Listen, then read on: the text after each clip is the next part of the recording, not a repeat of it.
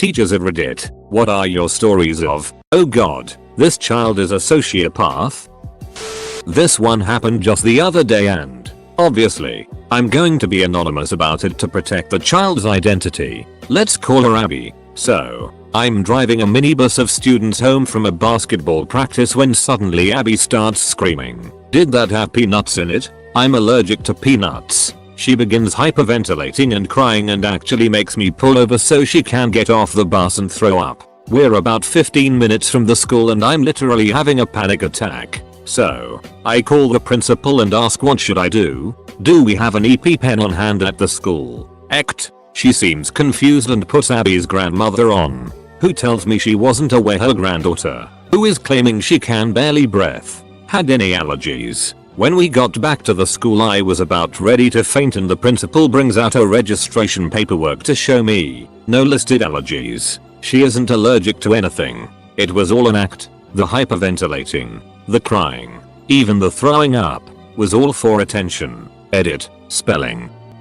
I have a million stories of students who say borderline sociopathic stuff. But the worst thing I've ever heard to date was, I can't be trusted with knives. My mommy hides all knives in the house from me because I've tried to stab everything and everyone. I know if I stab an animal or a person too much they might die. This would mean I'd go to jail and I don't think I could make it in jail. So I want to find a dead body and stab it over and over again.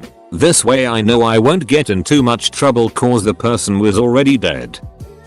I worked with a student who would fit this description. The stories of the things he did are extensive. One example is that he got up from his seat to throw something away. On his way back, he walked up behind a student who was distracted working on his assignment. Out of the blue, he pushed the working student's head forward and into the desk. He gave him a bloody nose. There had been no previous altercation or source of friction between the two. His parents were divorced and his mother was too afraid of him to have him during the days she had custody. His father would move him frequently from school to school once his behavior got so bad that the school started the process to get him into psychiatric care.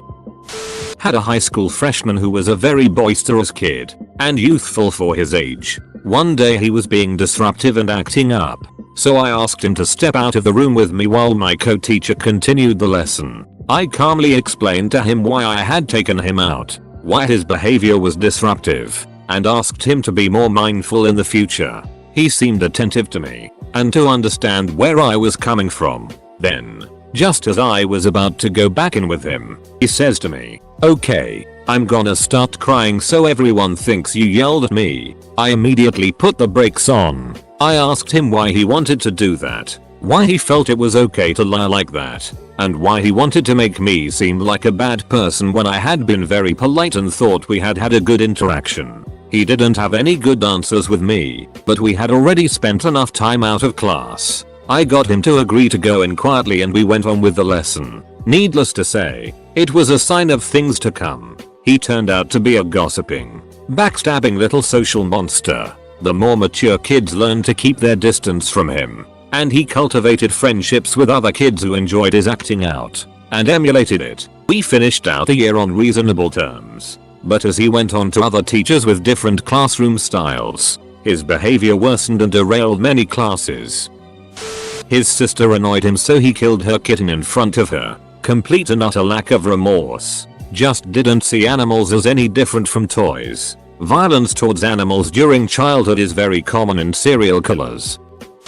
Had a 6-year-old the size of a 9-year-old pin a 4-year-old to a wall, and at least looked like he was trying to fill her up. I walked up behind him and shouted, "What the hell do you think you are doing?" And he immediately backed off and started stuttering trying to explain himself. He would say some ducked up it, too. One time, he walked up to me, a 6 foot tall, bearded man, and said, basically, "Hey mama, let me suck on them titties." Hated that kid. If you told him to do anything, he would intentionally do something to go against what he was told. His parents spoiled him rotten and let him do whatever he wanted. He got away with anything because a former teacher had inadvertently injured him, and his family, who are filthy rich, threatened to sue the dodgit out of the school. He basically had immunity from discipline at school, and parents that let him do whatever he wanted. He hated me because I wouldn't put up with his it. I never hurt him, but I would put him in a hold so that he couldn't move fairly often, because he would constantly sucker punch other, smaller kids, for just about any reason at all, even if he just wanted the toy they were holding. Kid was a little sociopath, with parents that were rich enough that they enabled the behavior. Edit, a punctuation error. A 5-year-old kindergarten student started crying. He didn't want to go in the classroom. His mother told him he had to go anyways. The kid stopped crying, took off his belt, and started whipping his mother. As a teacher, it was the first time I was completely speechless. Had a kid that is basically Charles Manson, has been aggressive before, stabbing kindergartners with scissors, hitting, biting, scratching. First grade began new behaviors. He would convince other kids to eat crayons, or to go tell other kids to say hurtful things to others. This was also the year he became more controlling over girls. He would invite them to play, then if they didn't do what he said he would get the group to push the girl out. The result was the girls really wanted his attention. When the girls realized it wasn't worth it and began abandoning him, he became aggressive again. This year, 2nd grade, he has begun trying to find like-minded kids and create a gang of bullies. Of course the staff are trying our best to curtail the behaviors, but the parents are very litigious. Multiple school psychologists and social workers have recommended individual therapy and social minutes, but the parents insisted it wasn't needed. They said that we were lying about the behaviors and wanted their own social services person to come in for observation. So obviously the student was on his best behavior. He is not stupid by any means. He knew what was up. The parents then used those findings to stonewall us for 6 more months. I do not believe any child beyond saving, but there are kids that really cannot be saved by public schools. This kid needs more social psych minutes, smaller classes, and more adult attention. We just don't have the money to provide that, especially when parents want to fight us every step tooth and nail. I had a student while I was doing my student teaching, 8th grade.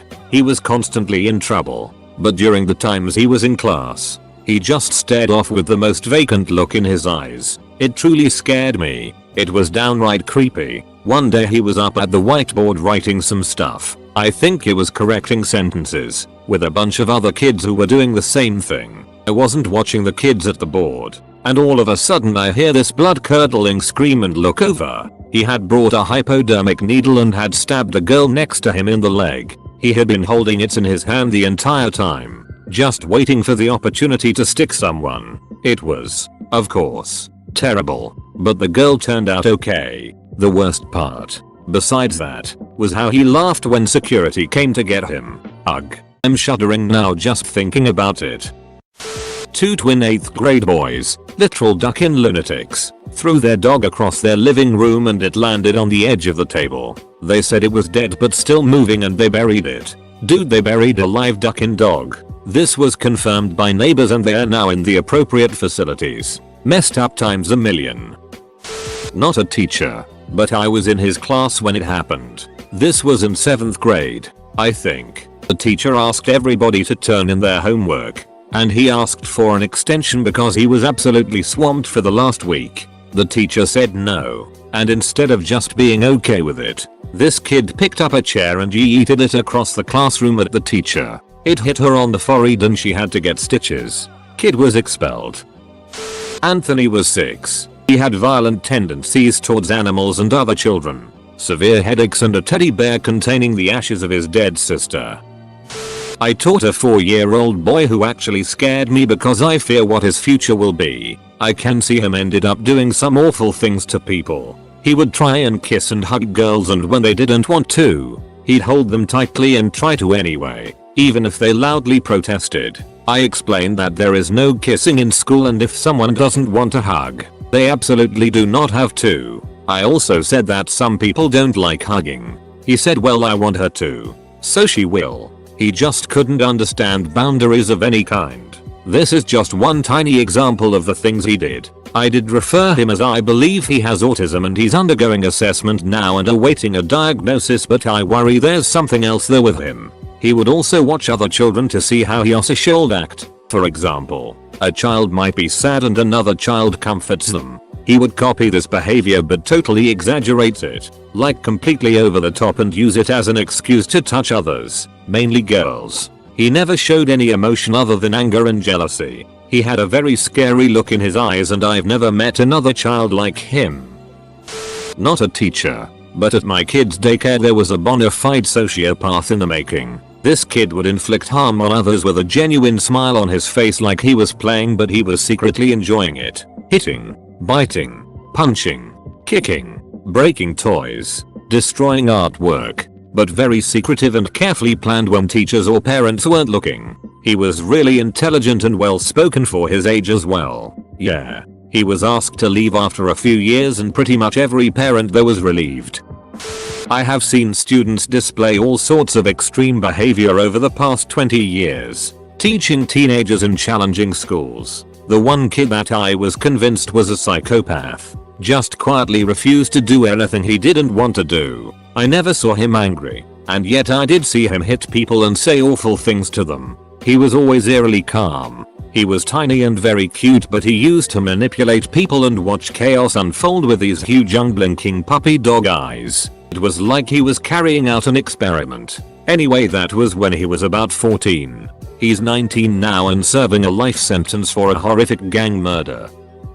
Not a teacher, but my wife is. When she was about 8 months pregnant, she had a kid try to kick her stomach, try to stab her with scissors, and threaten to kill her regularly. She's a kindergarten teacher.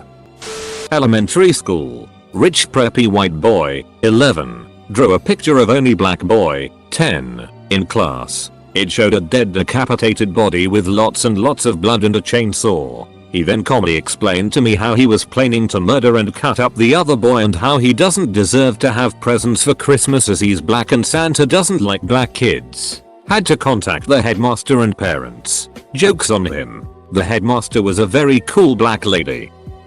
I'm a gymnastics coach. This was several years ago, but we were running summer camps that were open to the public. One week I had a 6-year-old boy who threatened to slit my throat because I asked him to wait his turn to do some skill. Principal took me outside the class for a while to talk about something. The minute I came back, everyone was silent and one kid was standing at the board, marker in one hand and razor blades in the other, one jammed into the marker cap. No idea why he would do that apart from holy it. He wants to see me cut my hand off. Suspended IIC. Yearly project for 10-11th grade. The kids had to assign themselves into groups of 4. They all ended up in their groups apart from one kid who remained. The stereotypical loner kid at the back. I asked him if he wanted to join any group he saw or make a project of his own. And he just looked into my eyes and said, "I don't care. They'll all soon be dead anyway." ? I had to take him to the principal and he simply said I didn't mean it as a threat. I just relish in the fact that one day each and every one of them will be actually dead. Holy it. I still remember this to this day. It's been like 7 years. For what it's worth, I am actually a teacher, but I was babysitting in this case. I was asked to babysit a 9-year-old girl and a 3-year-old boy a few weekends ago. I'd never met the kids, but I figured the 9-year-old and I will just hang out with the mutual understanding that she doesn't need me there, and the 3-year-old might need some redirection and to just be kept occupied. Boy, was I ducking wrong.